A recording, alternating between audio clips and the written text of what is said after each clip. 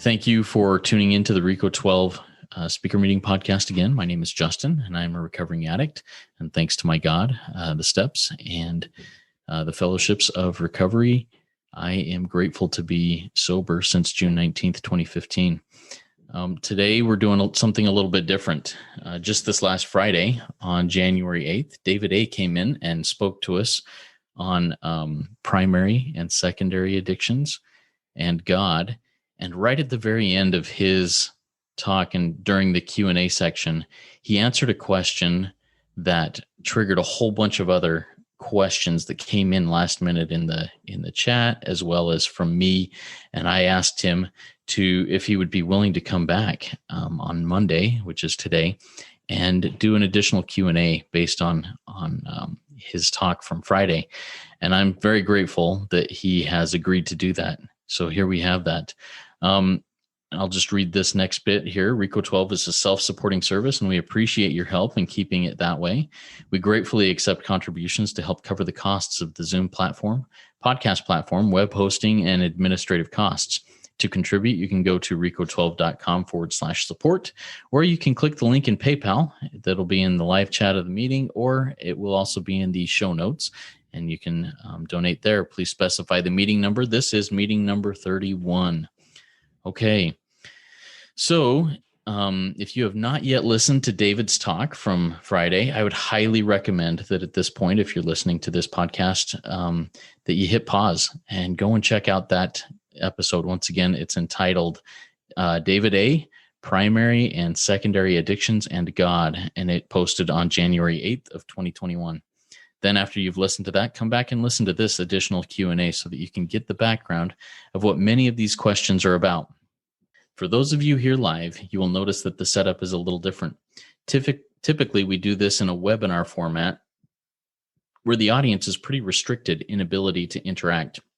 Today, we chose to do a Zoom meeting where the live audience has more interaction with the speaker and the host. We are only recording the audio of this meeting, so any video will not be saved in any form. When we get to the Q&A part, if you have a question, you may either type it in the chat and I can read it, or you can choose to ask it live. Please raise your hand and I will call on you, and you can ask it vocally. Just know that your voice will be recorded and used on the podcast that will be released in the next 24 hours. If you have not yet listened to David's talk from last week, I would highly recommend that you hit stop on this episode and go back and listen to episode 30. All right, let's jump into this without any further ado. David, thanks again for coming back so quickly to do this. Before I start asking questions, can you please just take a few minutes and reintroduce yourself and a very brief overview of your topic from Friday, and then we'll start those questions. Sure, totally. And if you don't mind, if I could just take a couple of moments to silently invite God in my own way, and you can as well. And if you're listening on the podcast, you can do that as well. So I'll actually just lead us in a prayer, and then we'll invite God in. God, please help me to set aside everything I think I know about myself, my disease, the steps, other people, the world,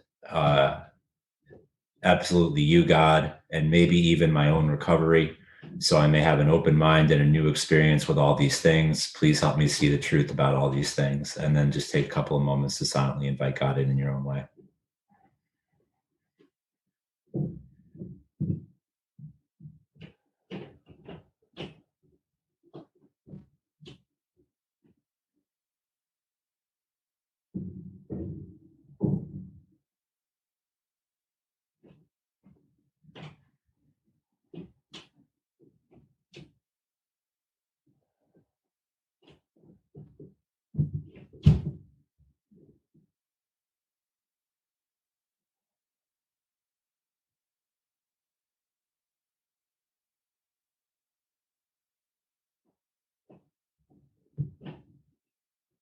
Amen.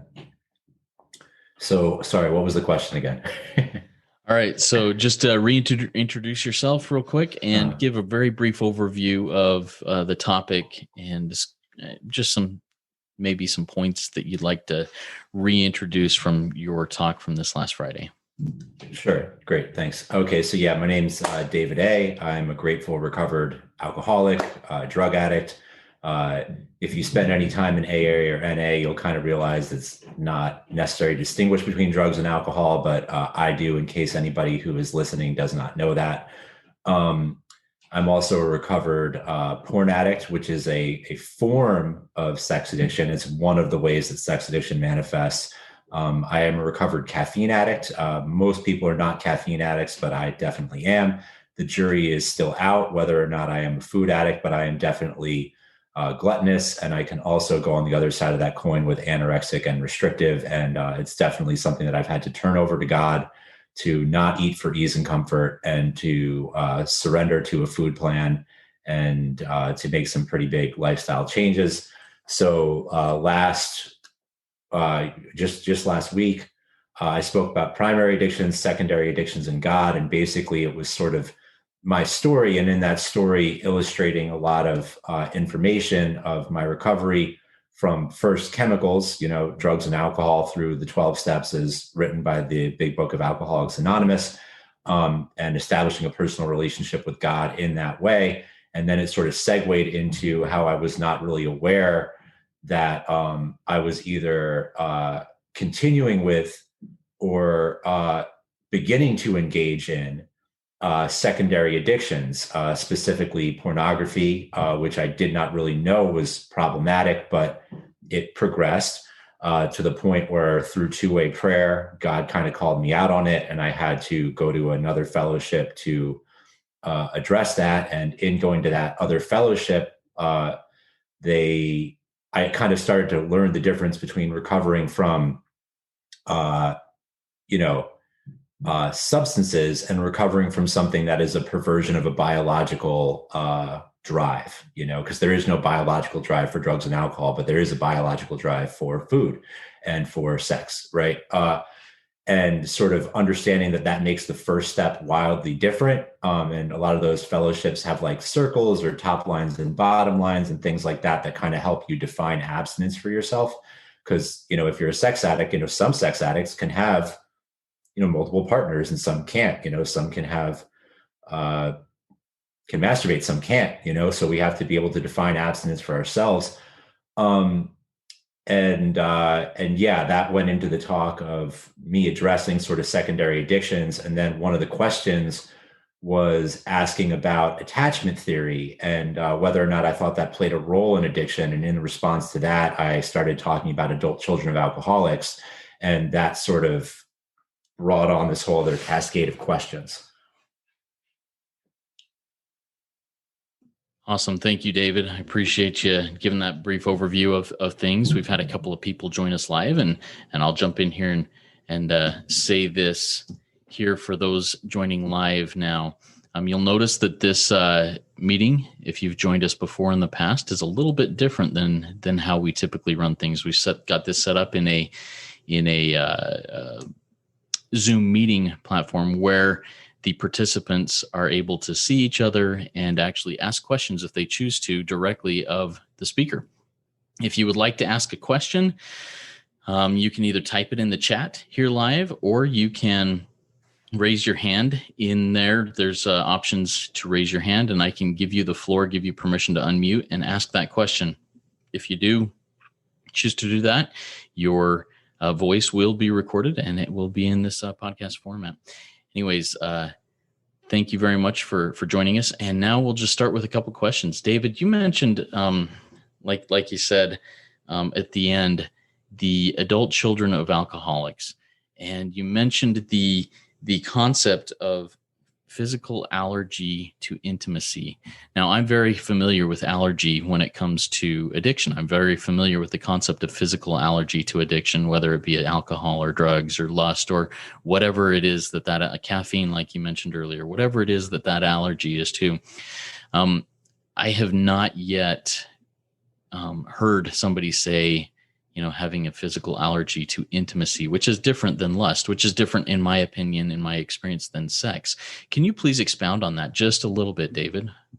Sure. So when we talk about the physical allergy, it's originally coming from the big book, right? And, in the doctor's opinion, they talk about it a lot, right? And they talk about the phenomenon of craving and wanting more.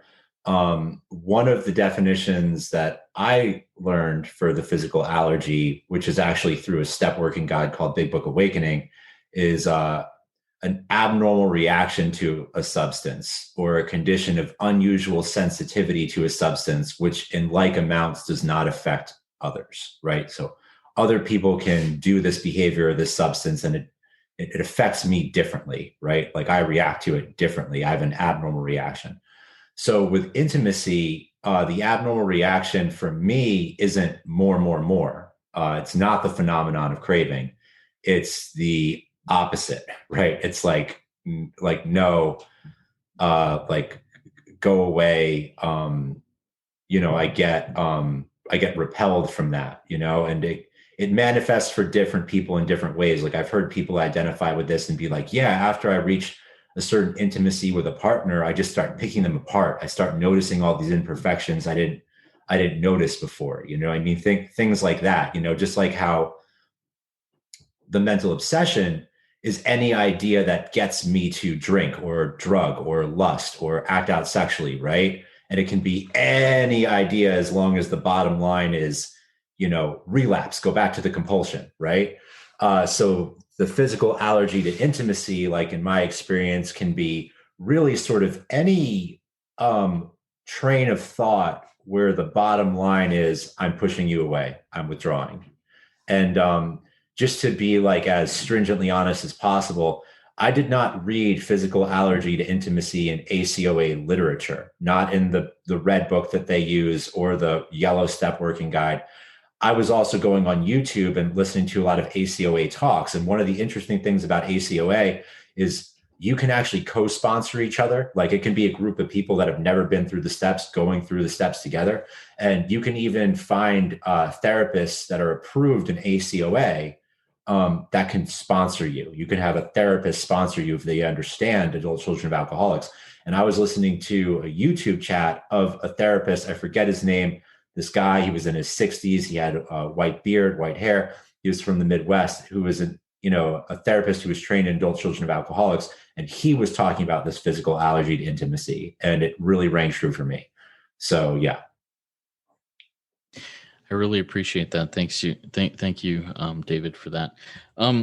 Another question that came up for me, and once again, you can type in questions if you're in the live audience, or raise your hand and I'll give you the floor happily. But another question that came up for me, you talked about the circles, and I'm somewhat familiar with the circles of recovery, but it's not the way that I came up through the steps. Can you please expound on that for me a little bit so I better understand that and see how that fits in with everything? Sure. So I learned about the circles in Porn Addicts Anonymous. It's an exercise that they took from Sex Addicts Anonymous, from the Green Book of Sex Addicts Anonymous. And basically, you on a piece of paper, you draw 3 circles. So it'll kind of look like a bullseye. There's a circle in the center, which would be like the bullseye. There's a circle around it. That's the middle circle. And then there's a circle around that. That's the outer circle. And the bullseye is called the inner circle. And in the inner circle, I would put what is a relapse for me. So for me, in terms of sex addiction, a relapse is viewing pornography in any form at all. That's the only thing that constitutes a relapse for me in terms of my sex addiction. Masturbation for me is not a relapse. In my middle circle, those are the gray area things that can kind of be of a slippery slope to a relapse. So for example, in my middle circle, there's mindlessly scrolling on social media. You know what I mean? If I am mindlessly scrolling on Facebook or YouTube, it's only a matter of time before I might see an image, a woman in a tight dress, something like that. And I'll have a physical allergy to that. Just like, maybe an alcoholic isn't primarily a pothead, but, if they smoke a joint, they might develop a craving for more marijuana, which eventually will lead them back to alcohol, right? So it's the same thing for me with those sort of explicit images. The interesting thing is I can be watching TV and an image like that can come up and I can avert my eyes. And as long as I avert my eyes, it doesn't turn into the physical allergy for me. But if I'm mindlessly scrolling on social media, it's sort of like me hanging out in a bar when I have no reason to do so. So that's the middle circle. And there are other things in my middle circle too, like fantasy. I really have not found a healthy way to have fantasy at all. It seems that when I start fantasizing about something that could be healthy for me, it quickly turns into an unhealthy fantasy. And then there's the outer circle, which are all the things that are healthy for me. So obviously step work is in my outer circle, but also exercise, being in nature, art, things like that. And the thing that I found really valuable about these circles is you get to define abstinence for yourself. So I have sponsees who have more in their inner circle than just pornography. So yeah. And then also I found that applying that concept to things like food, you know what I mean? Like I know I have middle circle behaviors around food, like hanging out downstairs watching TV too late. That refrigerator starts to call to me. For some reason, if I'm in bed watching TV, the refrigerator doesn't call to me after a certain time at night. And it was hard for me to synthesize these things with the big book because I was like, what about avoiding temptation? But then when you read it, in later chapters of the big book, we can be anywhere. We're free men as long as we're not trying to get a vicarious feeling of pleasure. It's basically all those middle circle things for me are like me hanging out in a bar when I have no legitimate business. Thank you very much, David. I appreciate the clarifications on that. Another question that I had from this last meeting that you mentioned, and this may take a minute to try and go back to that, but I think the concept is something that's universal, but how it connects to what we discussed in the meeting, it may take a second for you to recall that. But it's the third step promises. You talked about the third step promises, and I love the third step promises. I love the third step. But can you expound on the importance of the third step promises in primary and secondary addictions and in God?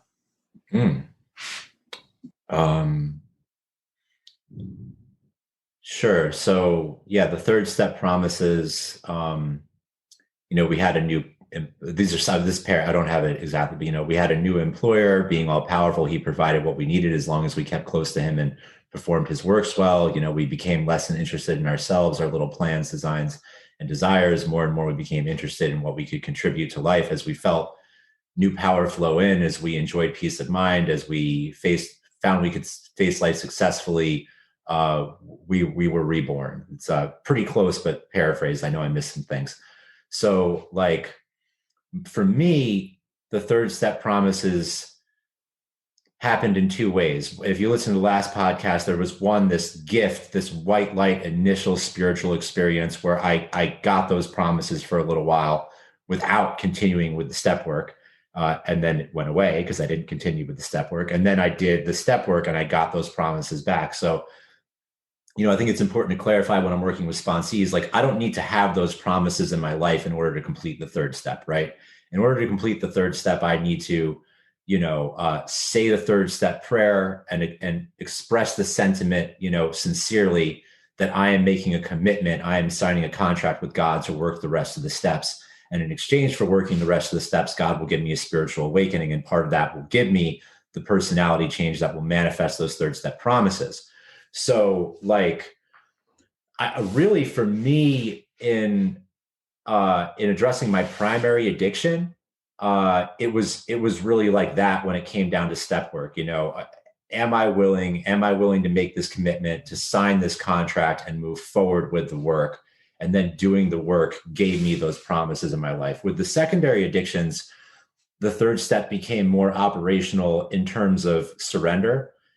In terms of setting aside everything I thought I knew about recovery, because I was addressing these secondary addictions with like over 7 years of like really solid recovery from chemicals and spiritually fit. It wasn't like I had unmade amends. It wasn't like I was living in 10, 11, and 12. It wasn't like I was emotionally unstable. Like by all accounts and all my relationships, David's a stand-up guy, but I had these crutches, you know what I mean?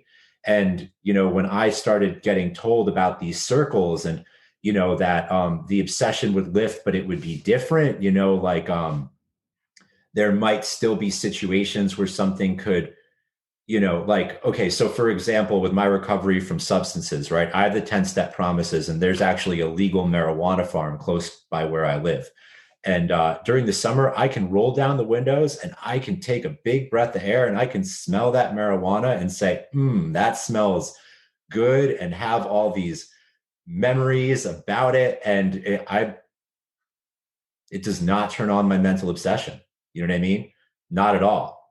I can watch movies with drugs in them and watch people melting down drugs and spoons, and it does not turn on my mental obsession, But with sex stuff, if I were to see something and I were to do the equivalent of rolling down the windows and taking a big breath to enjoy that smell or that sight, that is going to turn on my mental obsession, you know? So I had to surrender everything I thought I knew about what it means to be recovered. You know what I mean? To work these other programs and really kind of surrender to the first steps in those programs. And that surrender was messy. Like I had to go through a period of detox from pornography, from caffeine, you know, an emotional detox from eating to satisfy ease and comfort and emotional needs. And that was difficult to be like, wow, here I am. I've made all my amends. I live in 10, 11, and 12. I live a life of surface. And I am extremely restless, irritable, and discontent, you know, and it is because of a physiological thing that's going on with me, and it will pass. And I might have to do some middle of the road recovery right now. You know, I might need a meeting while I'm going through this detox. I might need to fellowship while I'm going through this detox. And that's not how I was brought up in AA. You know, if I need a meeting, then my spiritual condition is messed up. But I was going through like a physiological detox and post-acute withdrawal symptoms with these other compulsions. And, you know, now my recovery from porn/sex, whatever you want to call it, from, you know, caffeine, from food stuff, you know, jury's still out if I'm really a food addict or not, but whatever.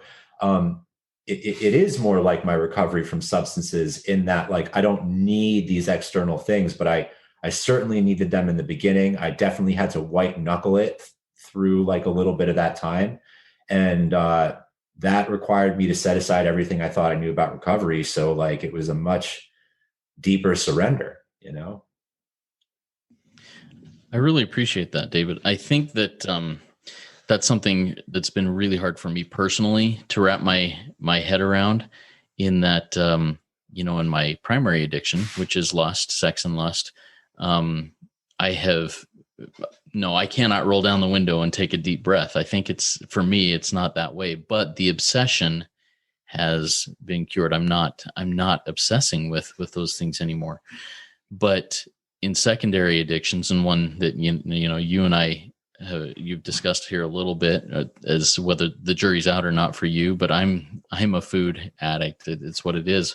But I have a really hard time letting go what I've learned about recovery in the past, and trying to basically start over from square one.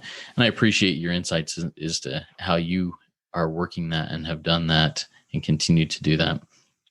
Yeah, and just to clarify, I can't roll down the windows and take a deep breath with sex stuff either. What's changed is that the obsession has really lifted, and it was the moment that I actually fully accepted that the obsession might never really lift, that it did. So I think it was like God doing an Abraham and Isaac thing with me. But anyways, yeah. No, I appreciate that, and that's a great clarification. All right. We've had several more people join live, so I just want to do another quick, hey, if you have questions that you'd like to ask David, you can raise your hand or type it in the chat. If you raise your hand, I'll give you the floor to ask verbally. Your voice will be recorded for the podcast, but we're grateful to have you all here. And we're just asking questions of David about this last speaker meeting that he was a speaker in the RECO12 speaker meeting. You mentioned going through the steps using the Back to Basics program, and you talked about Wally P's Back to Basics. Do you mind expounding on that just a little bit? And I've read Wally P's book, How to Talk to God, and I love it. But that's all I've got from him. Tell me a little bit more about the Back to Basics. Sure. So Back to Basics. So when AA first started, it had a 75% recovery rate. That means that 75% of the people who went to an AA meeting back in the 1930s never drank again. You know, actually, half of them never drank again, and then that last 25% went out and had a slip, and then came back and never drank again.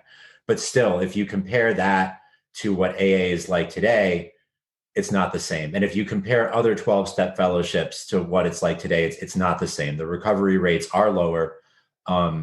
It's not 75%, you know? So this historian, this AA historian and archivist, Wally P., started doing all this research. What was different in the 1930s and 40s? How were they working the steps? Was it different than it is today? And he found that it was very different.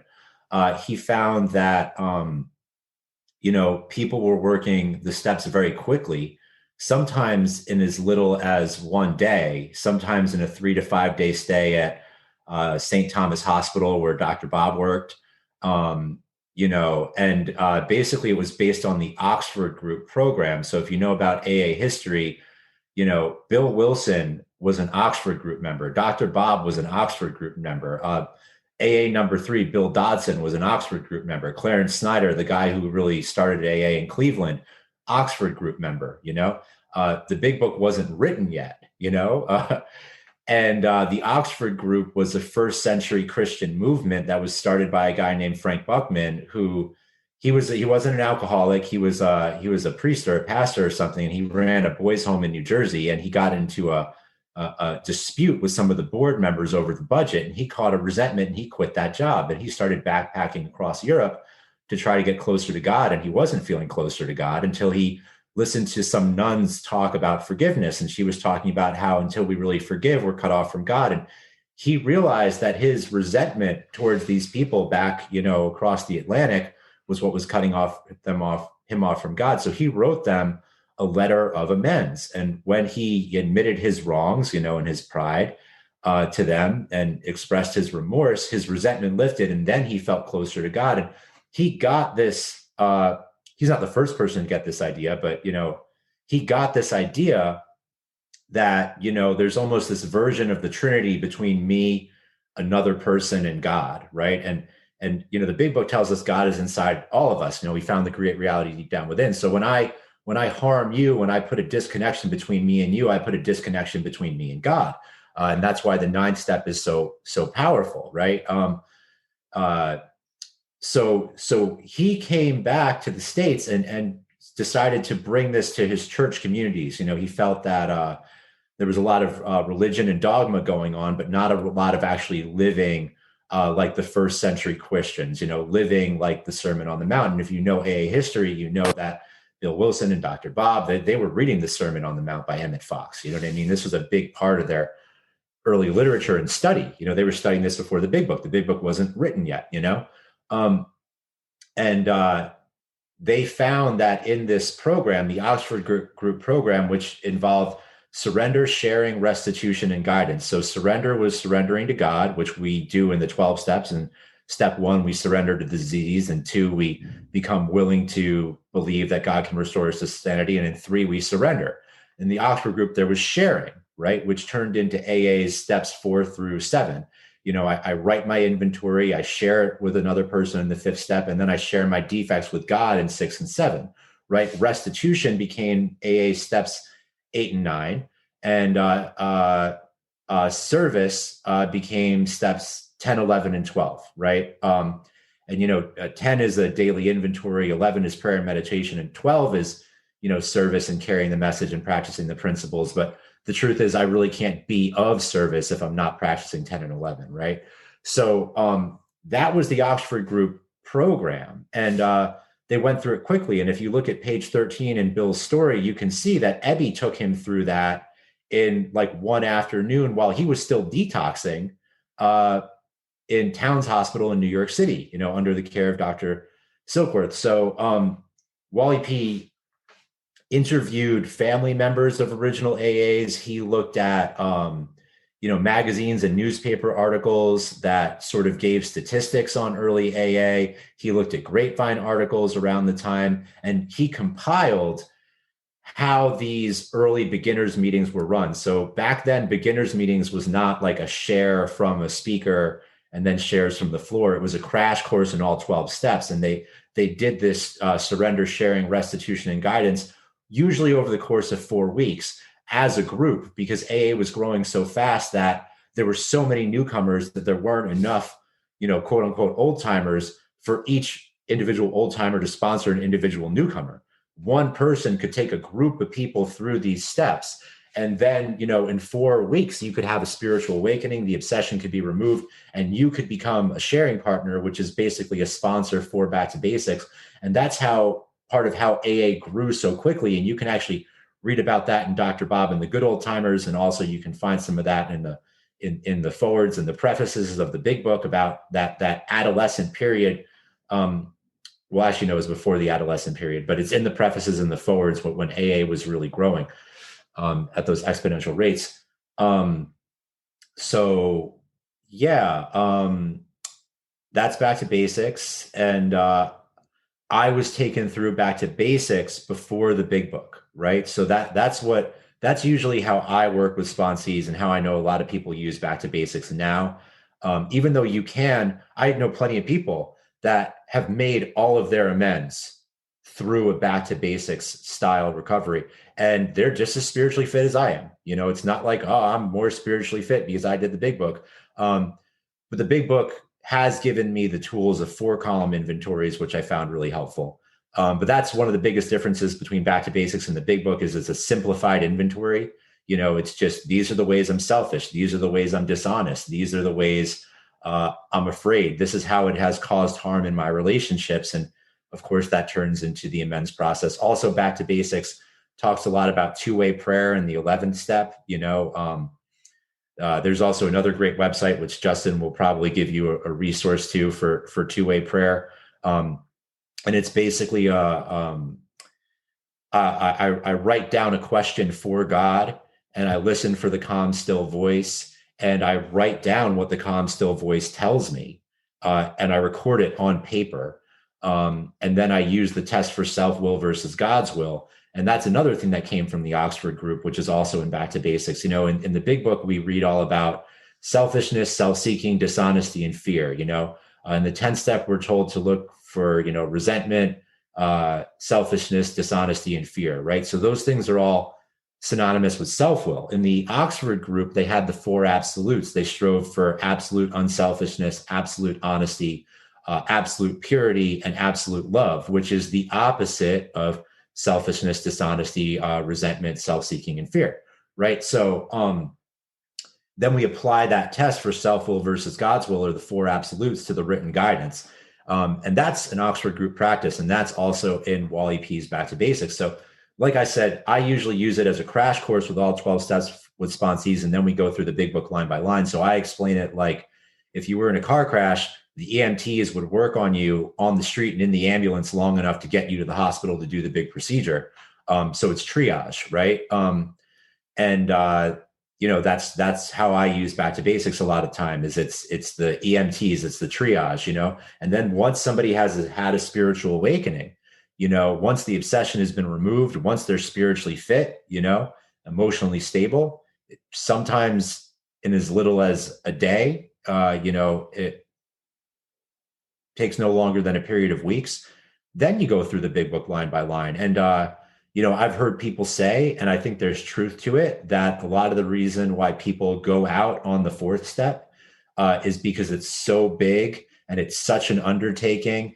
And, it takes so much time. And if you're sitting there as an untreated addict, alcoholic, whatever, dealing with all that unmanageability, the restlessness, the irritability, the discontentedness, you haven't made contact with God yet, you haven't gotten the relief yet, and you're facing these things, it might be harder for you to get through that. Now, I also know a ton of people who did that Back to Basics, or did that, big book 4-column inventory without ever doing Back to Basics, and they made it through. You know what I mean? And their sobriety is amazing also. You know what I mean? So, I do think Back to Basics is a really effective tool. It's definitely part of my experience. It's how I got my spiritual awakening, and then I went through the big book line by line and got more tools. But yeah, I could keep talking, but I think that's probably good enough for, a Back to Basics explanation. Thank you, David. I appreciate that. And that was it's made me think, how can I be of better service to those that I sponsor? And I think that's something that I can consider implementing in my own walk with those that I sponsor. Thank you for sharing that. Once again, if you in the live audience here have a question for David, You can either raise your hand there in the participants list and I'll call on you, or you can type the question in the chat and I'd be happy to read that for you. David, is there anything else that is kind of weighing on your mind right now that you would like to share about your experience, strength, and hope in recovery and in this topic? Well, I guess like what I'll say a little is I feel strange not talking about God more. So like if you're somebody who's already in the solution, you could probably understand how like all these things I'm saying, like, help lead us to God, and I'm talking about all these different like first step issues and surrendering to them and, different ways of going through the steps. But, I guess I'll just say, and I guess it could sound very complicated, right? All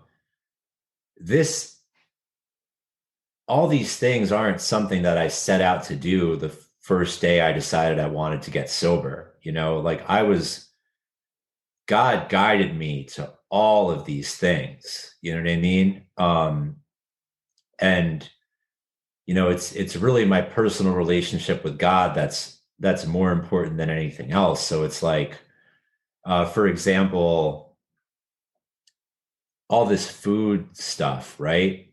I got all these ideas by doing two-way prayer, by God guiding me, this is the food plan you need to create, this is what your trigger foods are, you know what I mean? I was guided to adult children of alcoholics through the amends process in AA. You know what I mean? I was making amends to people who started telling me some things about my own personal experiences growing up and sort of recommended that I seek some help around some things. And, that was God working through others, and guiding me, to go check out adult children of alcoholics. So I'm not going to try any harder than I already have to kind of mention God, because I know when I'm trying, it's sort of self-will, but I know in everything I've already said, there's so much God in it, so much God behind the scenes and working through it. But it's sort of like, I just kind of want to put that in the credits, so to speak. No, actually, I'm going to dig a little bit there because, David, I know your, at least your conception, your experience with God and a God growing up and now is different than mine was growing up. I was in a very, very staunch religious home. I was turned off subconsciously to God. I'd still say, oh, God, this, God, that, God, everything, but not believe it because God didn't answer my prayers. He didn't take away the obsession when I asked him because I wasn't willing to listen. The God of my understanding or misunderstanding at that point was not powerful enough to do that. And you mentioned Friday in your talk that you had an aversion, like a repulsion from religion, from prayer, from that. Tell me how you have come from that. And I'm not saying that you've moved into religion because that's not it. And I don't think that's the solution for a lot of people. But tell me how that journey has looked from into the God of your current understanding, if that's what you would like to call it. Sure. So it's definitely more the God of my experience, but so yeah, like I grew up in a secular Jewish family, which pretty much means that our religion was psychology. Both my parents were therapists, and I remember when I was a little kid, my dad was walking with me in the backyard, and he asked me, "What do you think God is?" And I said, "I think God is, different for every person and like what they believe is true for them." And he was like, "Yeah, I think so too." So this sort of spiritual idea of like a higher power or like a positive energy wasn't discouraged, but it also wasn't strongly encouraged. But we definitely had prejudices. We had prejudices against organized religion. We had prejudices against Christianity, and I could explain what those prejudices were, but I don't want to get too negative. But we weren't open to it. Um, uh, I see a question just popped up there. So, but let me just finish answering your question. So yeah. And then, when I started getting in trouble with drugs and alcohol around 13, and that it continued until I got sober at 29, I would go in and out of rehabs and in and out of meetings and whatever, and I would hear people talking about God, and I would view it with the same prejudice. You know what I mean? But like, because of the way I was raised, I was very open to meditation. I was very open to anything Eastern. I was very open to anything that like had a hippie vibe. You know what I mean? Um, so I didn't have prejudice against those things. And then when I when I took my second step and I didn't know it was when a corrections officer said to me, are you scared yet? And I said, yeah. And he said, I don't know if you believe in anything, but you better start praying. And, I'd heard that before in meetings, like the obsession wasn't removed until I got on my knees and asked the God of my understanding. And, I was like, how dare you? You know what I mean? But I had gotten the gift of desperation. Alcohol had beat me into a state of reasonableness. And I was willing to pray, and long story short, because I see there's a question there. It was in starting to work the steps that I started to have experiences that proved to me that God, like, here, I'll tell you one experience, one of the many experiences that proves to me that God exists, right? My family didn't really want to accept my amends because I had hurt them so horribly and for so long. And I was okay with that. I followed the instructions. I made the attempt and then I left them alone. And then I was graduating from a rehab, because I was there for 16 months. I did my steps while I was in rehab, yada, yada, yada. And somebody took a picture of me with a friend of mine out in front of the rehab, like waving goodbye. And I went to save it on my cell phone and I accidentally posted it to Facebook.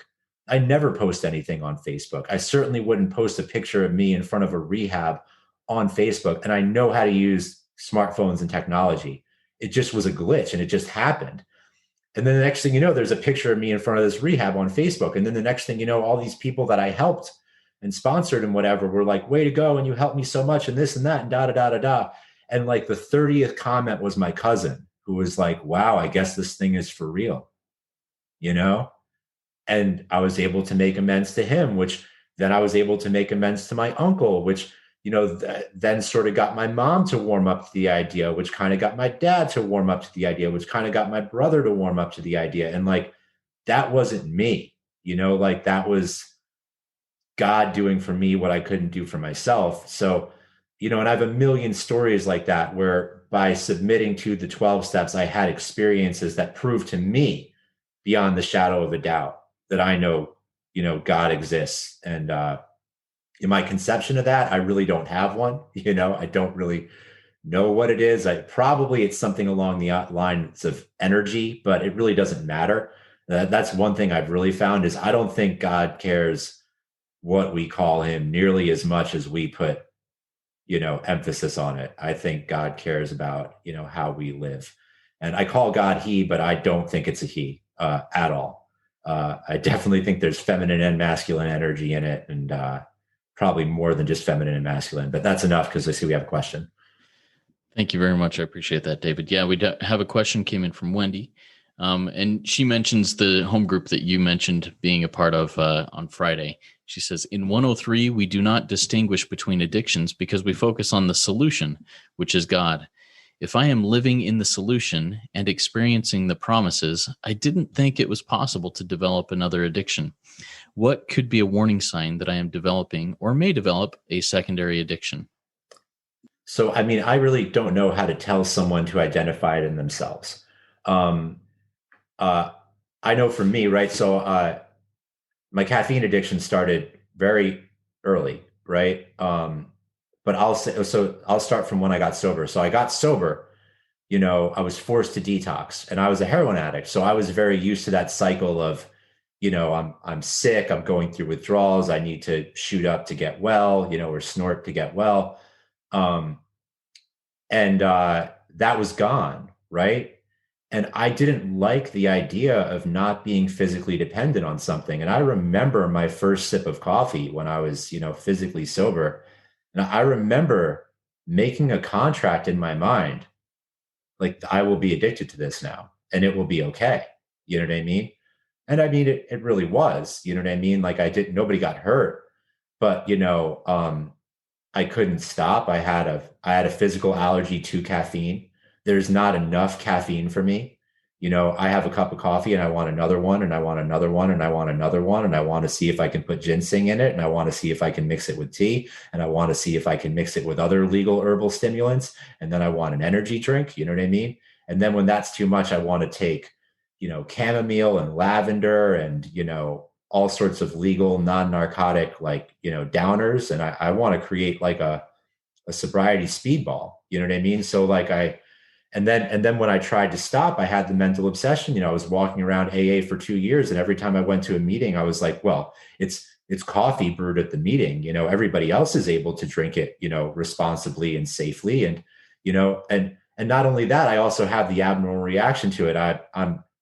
I'm sensitive to caffeine. It makes me very neurotic and anxious. My dad isn't like that. My dad can drink like 4 cappuccinos and take a nap. That's not me. Um, so yeah, I had the allergy and the obsession for caffeine. I had the allergy and the obsession for pornography. I would try to abstain and I couldn't. You know what I mean? And I was compulsive about it. I'd be watching pornography for no sexual reason whatsoever. Or I'd be using it when I didn't want to or didn't feel particularly sexual in some way. It was, the disease didn't care. The disease was, we're going to watch this more and more. It was progressive. Um, and I can say that, like, maybe if I would have taken some of the suggestions I heard in 103, it might not have happened. I remember when I did the checkoff list in Back to Basics, it talked about purity. It talked about sexual purity. It talked about pornography as something impure. And I was like, that's just ridiculous. You know what I mean? Like, I grew up in a sex positive home. Um, so maybe if I would have internalized those four absolutes more, I wouldn't have gone there. But I still think the propensity would have been there in me. You know what I mean? So yeah, I think that was really my barometer for it. Was I had a full blown allergy and obsession, and I had taken these things deep into steps 6 and 7, and created rituals around, surrendering, yoga rituals and meditation rituals. And I would be able to abstain. I abstained from caffeine for 2 years, but the obsession didn't go away. And I could abstain from pornography for months at a time, but eventually the obsession would come back and win out. And that hasn't been my experience with other character defects. As long as I stay spiritually fit, like, I don't have an obsession for selfishness. You know what I mean? Like, it's my personality has changed. So that was the barometer for me. Very cool. Thank you for sharing that, David. We had another question come in. This is from Nuno. Can you share some of your highlights of your experiences with spirit? I find people are often cautious about individual experiences with spirit and don't understand why that is. Thank you.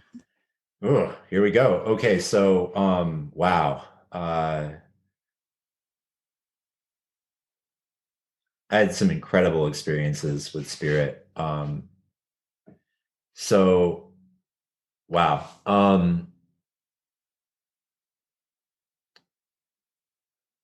So it actually started before I got sober, right? Like, when I I took a yoga teacher training, and they talked about the chakras, and they made them sound very mystical and magical. And for, a couple of $1,000s more, we'll teach you all about them, right?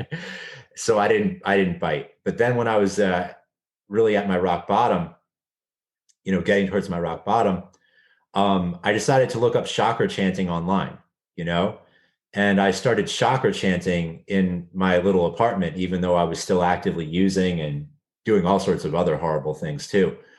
And it was really like I wasn't ready to change yet, but I was ready to start doing some sort of spiritual activity that I felt on some level would either change me or create a set of circumstances that would make it easier for me to change. And so I was doing this chakra chanting like for 30 minutes a day for like weeks on end, and then I had a dream, and in the dream I was in the Bronx because that's where I would go to buy heroin.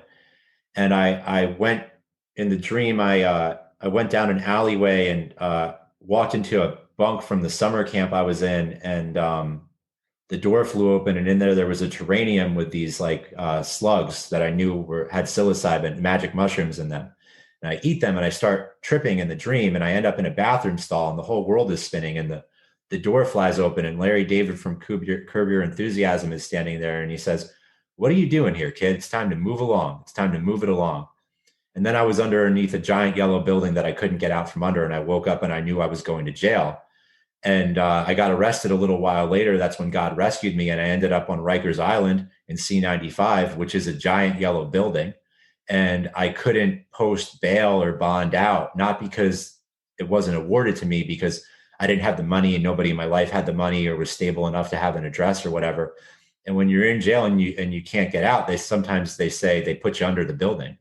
So there I was underneath a giant yellow building that I couldn't get out from under. You know what I mean? And then after I had my white light spiritual experience in jail, which is another experience I had with spirit, this guy had a cigarette in there and he wanted me to hold it, which is contraband. And this small, still voice inside of me said, "Don't hold that cigarette." And I didn't listen. And I put it in my pocket.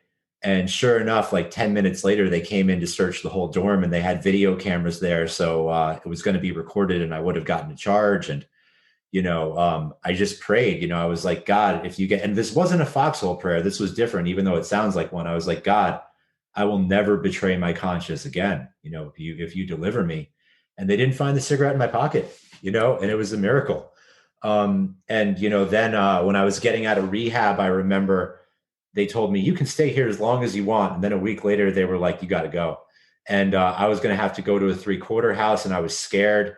And I was going to every drug counselor in the building to be like, "We got to work something out." And every door was closed. And so I sat there and I meditated, pause when agitated or doubtful. And I got guidance, and I could feel this volcano in my belly well up. And it wasn't me talking. It was a voice greater than me talking. And it said, "I am powerful beyond measure."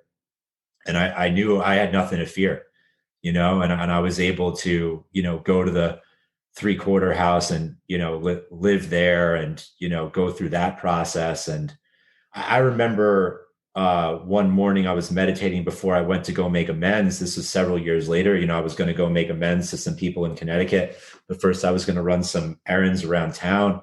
And in meditation, God told me, F your errands. You need to get up to Connecticut right now. And you need to go to this gas station in Reading, Connecticut, because there's a guy there that you owe an amends. And that's the last place he worked.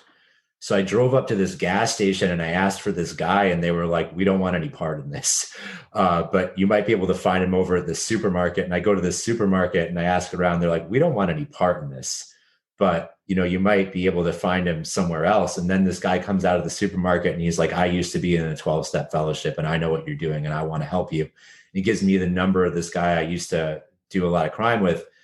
And I called this guy up, and he's like, "Yeah, I know where so-and-so is." And I get this guy's phone number, and I'm able to make amends to him. And then there's somebody else I have to make amends to. And I'm on the phone with the guy that I'm making amends to. And he's like, "I know where that guy lives, but I can't tell you. Like, if I was there, I could direct you." And I end up putting it on FaceTime and put the phone up in the windshield. And this guy's like, "Take a left, take a right, take a left, take a right." And he drives me to this dude's house. And I, you know what I mean? It was all guided by God. And I mean, there's so many more. I mean, I remember I was working as a yoga teacher before I was able to make amends to my family. And the woman there was like, I'm going to give you free energy healing. I want to help you in your recovery. So we ended up doing something called family constellation healing. And we invited my mom and my dad into the room. And I had spoken to them for 5 or 6 years by now. That's an exaggeration, for around 5 years, except for my mom for some very small interaction, but my dad, a solid 5. And my dad was a marathon runner, and he used to have these gym shoes in the garage, and they stunk like sweat. And we invited him into the room, and I could smell his sweat. You know what I mean? And we invited my mom into the room, and I could smell like her perfume. And I could feel the horror my dad grew up in, and talked to me, and she said, "I love you," And then we ended the session, and it was like literally thunderclapped and rain just started pouring down. And it was like such a huge relief. And I found out later on that around the same time, my mom went to a psychic to ask about my brother. And at the end of the session, the psychic said, "Oh, your oldest son, his name starts with a D. He was involved in some really bad stuff, heroin, right? He's okay now. You can trust him."